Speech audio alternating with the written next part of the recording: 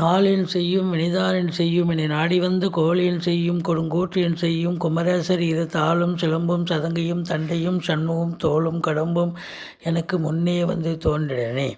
உலகமெங்கும் வாழ்ந்து கொண்டிருக்கும் ஸ்ரீ குபேரன் டிவி நேயர்களுக்கு சைதை ராஜாவின் அன்பான வணக்கங்கள். நாம் இப்பொழுது வார ராசி பலன்களை சொல்ல இருக்கிறோம். வாக்கிய பஞ்சாங்க அடிப்படையில் கிரக நிலைகளை இப்பொழுது பார்ப்போம். ரிஷபத்தில் புதன் ராகு, மிதுனத்தில் சூரிய பகவான், கடகத்தில் செவ்வாய் சுக்கிரன், விருச்சகத்தில் கேது, சந்திரன் சனி, மகரத்தில் குரு பகவான், கும்பத்தில் இருக்கிறார்கள். இப்பொழுது கிரக மாறுதல்கள் என்பது 2/7/2021 காலை 8:16 மணிக்கு புதன் மிதுனம் சென்று பலனை தர இருக்கிறார். மேஷத்தில் இருக்கும் மகரத்தில் இருக்கும் சந்திர பகவான் வார இறுதியில் மேஷம் வரை சென்று பலனை தர இருக்கிறார். புத பகவான் பொறுத்தவரையிலையும் 3 நாள் மிதுனத்திலையும் 4 நாள் 4 days ரிஷபத்திலையும் இருந்து பலனை தர இருக்கிறார். இது கிரகங்களுடைய நிலைகள். இந்த கிரகங்கள் 12 ராசிகளுக்கும் என்ன பலாபலன்களை வழங்க இருக்கிறது என்பதை நாம் விரிவாக பார்ப்போம். இப்பொழுது நாம் ரிஷபராசி பார்க்க இருக்கிறோம். ரிஷபராசி காலபுருஷ தத்துவப்படி 2வது ராசிங்க. ராசியில் புத பகவான் இருக்கிறார், 2ஆம் இடத்துலையும் போய் அமர்ந்திருக்கிறார். ராசியில் ராகு நிலையாக இருக்கிறார். இப்போது ராசியில் ராகு பகவான் சுக்கிரனுடைய வேலையை செய்வார். சுக்கிரன் எல்லா நிலைகளிலும் அவர் நல்லது செய்யக்கூடிய ஒரு அமைப்பு, சொஃபஸ்டிகேட்டட் லைஃப். அவர் போய் 3ஆம் இடத்துல போய் அமர்ந்திருக்கிறதால இந்த வாரம் உங்களுக்கு ஆடை ஆபரணங்கள் வாங்கி மகிழ்வீர்கள். குடும்ப உறுப்பினர்கள் மனைவி மற்றும் மகளுக்கு ஆடை ஆபரணங்கள் மட்டும் இன்றி தங்க நகைகள் கூட வாங்கி தந்து சந்தோஷம் பெறக்கூடிய உன்னதமான ஒரு வாரம் இந்த வாரம்.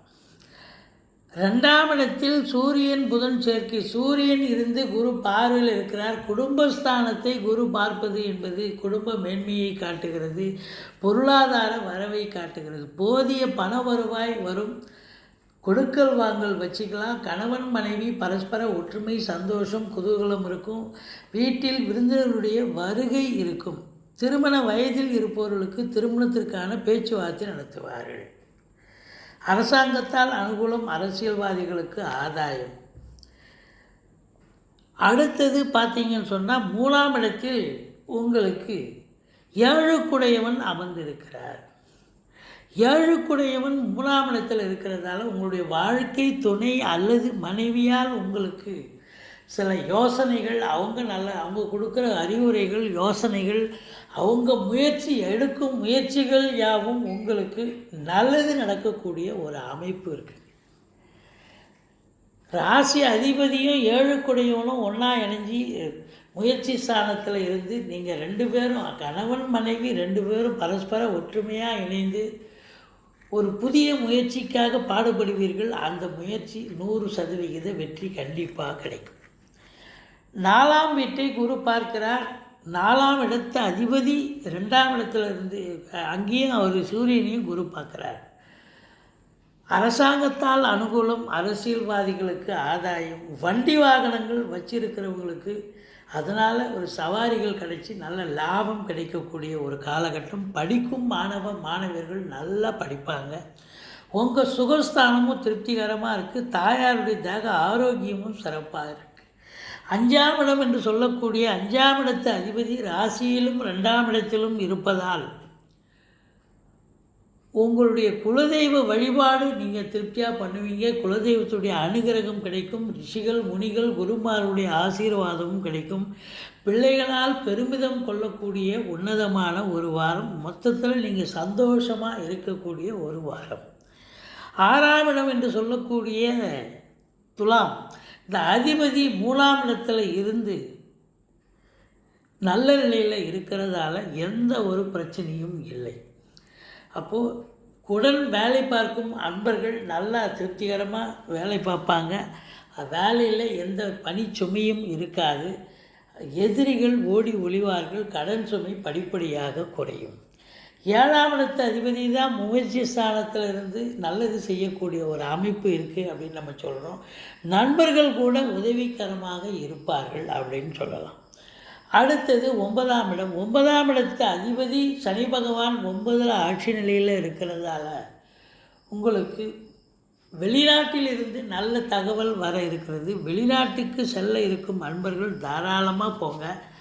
அதே நேரத்தில் ஆன்மீக சிந்தனை மேலோங்கும்.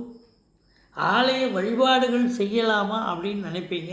ஆனால் நீங்கள் வீட்டையே ஆலயமாக மாற்றி தான் மந்திரங்கள் உச்சாரணம் செய்யணும், சாமி கும்பிடணும். அதே நேரத்தில் உங்களுக்கு 10ஆம் இடத்தில் குரு பகவான் இருப்பது மாபெரும் சிறப்பு. வேலை இல்லாதவர்களுக்கு இல்லை வேலை இழந்தவர்களுக்கு வேலை வாய்ப்பு கிடைக்கக்கூடிய ஒரு வாரம், உன்னதமான ஒரு வாரம். அதே நேரத்தில் பார்த்திங்கன்னா வேலையில் இருப்பவர்கள் ப்ரமோஷன், இன்க்ரிமெண்ட், தேவையான இடத்துக்கு ட்ரான்ஸ்ஃபர் இதெல்லாம் கிடைச்சி சந்தோஷமாக இருப்பீங்க. சொந்த தொழில் புரியும் அன்பர்கள் வங்கிகளின் மூலமாகவோ அரசாங்கத்தின் மூலமாகவோ கடன் உதவிகளை பெற்று தொழிலை விரிவாக்கம் செய்து நல்ல லாபம் கிடைக்க பெறுவீர்கள். 11ஆம் வீட்டை சனி பகவான் 3ஆம் பார்வையாக பார்க்குறதால லாபம் கண்டிப்பாக கிடைக்கும். அது ஒன்றும் பிரச்சனை இல்லை. அதே நேரத்தில் மூத்த சகோதரம் இருந்தால் அவரால் உங்களுக்கு கருத்து வேறுபாடு ஏற்படும்.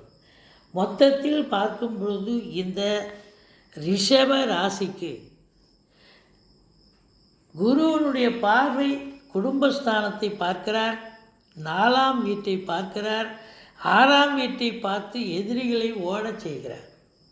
தன்னம்பிக்கை அதிகரிக்கக்கூடிய ஒரு நிலை இருக்கிறது.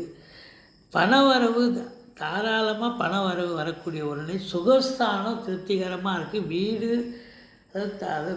வீடு, வண்டி, வாகனம், தாயார், இந்த 4 அம்சங்களும் சிறப்பாக இருக்குது. அதுதான் இடம் வாங்கி விற்கக்கூடிய அன்பர்களும் சரி, வீடு விற்பனை, அதாவது சொத்துக்கள் விற்பனை அல்லது வாங்குவது தொடர்பாக நிலையில் ஈடுபடும் அன்பர்களுக்கு ஒரு உன்னதமான ஒரு வாரம் என்று சொல்லுகிறோம்.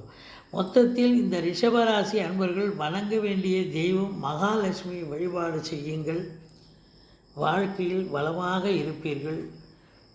நீங்கள் நலமாக இருக்க நான் எப்பொழுதும் பூஜிக்கும் ஸ்ரீ ராகவேந்திரரை வணங்குகிறேன். வாழ்க வளமுடன்.